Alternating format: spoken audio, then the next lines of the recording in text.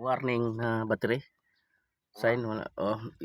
Tapos makita mo dito nakailaw, dapat ganyan ilaw, kaso pag pinatayo siya nakailaw pa rin.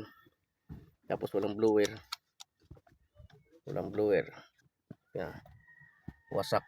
Tapos titester natin dito, pakita ko sa inyo mga idol. Pag tinester ko dito, ito yan, may ilaw siya.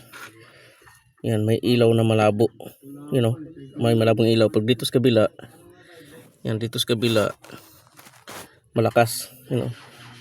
Malakas na ilaw. Pag dito sa kabila, mayroong ilaw na malabo. Ayan, itong nadudahan kong problema.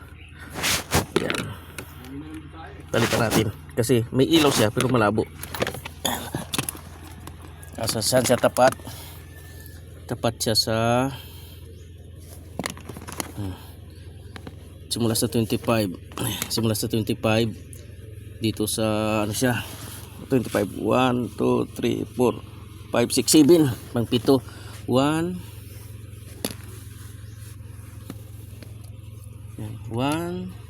2, 3, 4, 5, 6, 7 dito sa may ano siya 1, 2, 3, 4, 5, 6, 7 sa ECU sa tapat idol, sa ECU yan, ignition ECU. Yan, titignan natin.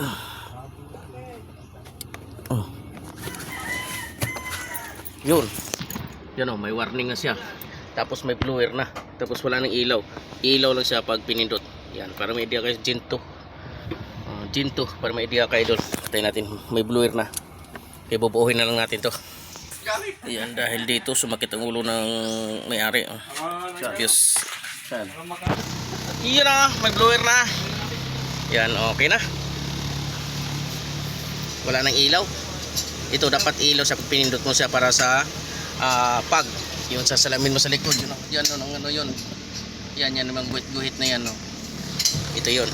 Kaso kung gawin yun. Para okay na.